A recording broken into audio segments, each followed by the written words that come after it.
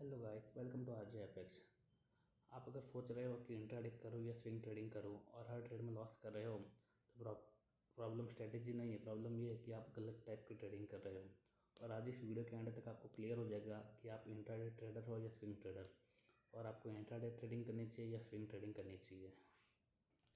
तो आइए हम समझते हैं कि ट्रेडिंग होता क्या है। ट्रेडिंग का सिंपल मीनिंग होता है कि सस्ता खरीदो और महंगा बेचो।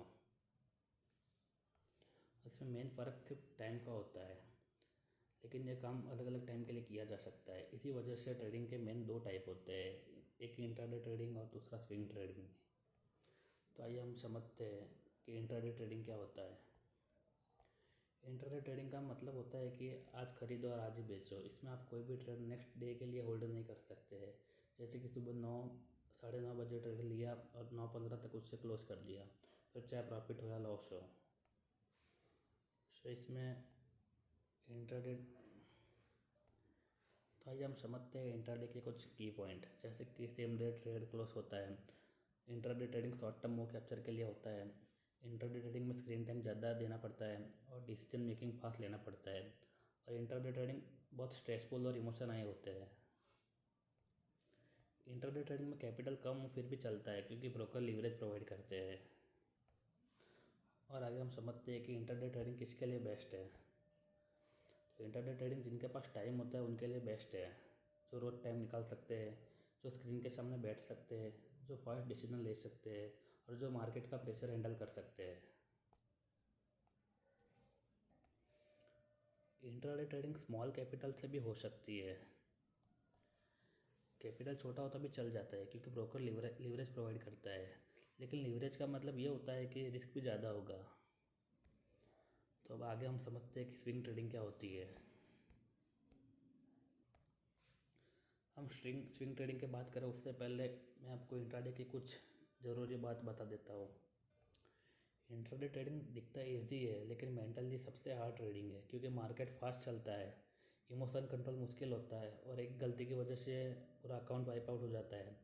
और इंट्राडे में बहुत मल्टीपल सेटअप बनते हैं तो फोमो क्रिएट होता है और ओवर ट्रेडिंग सबसे ज़्यादा होती है जो लॉस का मेन कारण होता है। तो हमको ये सब सोच के इंट्राडे ट्रेडिंग स्टार्ट करनी चाहिए। तब हम आगे स्विंग ट्रेडिंग समझाते हैं। तो स्विंग ट्रेडिंग बेसिकली होता है कि स्विंग ट्रेड को एक दिन से लेकर 1 से 3 हफ्ते तक होल्ड करना। जैसे कि आज बाई किया और 10 दिन तक होल्ड किया। स्विंग ट्रेडिंग में सिंपल दिन में 15-20 मिनट एनालिसिस करना पड़ता है। और swing trading main hold trend capture करने के लिए होता है। और स्विंग ट्रेडिंग में बहुत क्लाम और प्लान ट्रेडिंग होती है। स्ट्रेस भी कम होता है, मेंटली भी स्टेबल होती है, कैपिटल थोड़ा ज़्यादा चाहिए, बिगिनर के लिए सेफ भी है और पेशेंस हाई चाहिए। तो अब हम समझते हैं कि स्विंग ट्रेडिंग किसके लिए बेस्ट है। स्विंग ट्रेडिंग उन लोगों के लिए बेस्ट है जो जॉब या बिजनेस करते हैं, जो स्टूडेंट है और जो पूरे दिन मार्केट को चार्ट नहीं देख सकते और जिनके पास पेशेंस है और जो इजी डिसीजन ले सकते हैं, उनके लिए स्विंग ट्रेडिंग बेस्ट है। स्विंग ट्रेडिंग में कैपिटल थोड़ा ज़्यादा चाहिए क्योंकि होल्डिंग के लिए ब्रोकर मार्जिन बहुत कम देते हैं। इसके लिए हमको एमटीएफ फीचर यूज़ करना पड़ता है जिसमें ब्रोकर हमको मार्जिन देता है लीवरेज बाय करने के लिए। स्विंग ट्रेडिंग में रिस्क लिमिटेड होता है और बिगिनर के लिए स्विंग ट्रेडिंग सबसे बेस्ट है जिसमें स्ट्रेस कम होता है और पूरा ट्रेंड राइड कर सकते हैं और इमोशन भी कम होता है। तो अब मैं आपको समझाता हूँ कि तो अब हम कंपेयर करते हैं इंट्राडे और स्विंग ट्रेडिंग में से बेस्ट कौन सा है और आपको कौन सा करना चाहिए। Final comparison. इंट्राडे में पूरा दिन मार्केट चलता है, स्विंग ट्रेडिंग में सिर्फ 15-30 मिनट के लिए एनालिसिस करना पड़ता है और उसको होल्डिंग 2 से लेकर 10 दिन तक होता है। और वैसे ही इसको होल्डिंग हम सेम डे के लिए होता है इंट्राडे में, और स्विंग ट्रेडिंग 2 से 10 दिन के लिए होता है। स्ट्रेस इंट्राडे में स्ट्रेस हाई होता है और स्विंग ट्रेडिंग में लो होता है। स्पीड इंट्राडे में एग्जीक्यूशन के लिए स्पीड फास्ट चाहिए और स्विंग ट्रेडिंग में स्लो स्पीड भी चलती है, स्पीड मैटर भी नहीं करती। माइंड सेट इंट्राडे के लिए एग्रेसिव होना चाहिए और स्विंग ट्रेडिंग के लिए क्लाम और पेशेंस चाहिए। Emotion control very important for intra trading, और स्विंग ट्रेडिंग में मैनेजेबल है। कैपिटल इंट्राडे में लो कैपिटल होगा फिर भी चलेगा क्योंकि ब्रोकर मार्जिन देते हैं, और स्विंग ट्रेडिंग में ज़्यादा चाहिए कैपिटल। रिस्क इंट्राडे में रिस्क हाई होता है और स्विंग ट्रेडिंग में मैनेज हो सकता है रिस्क।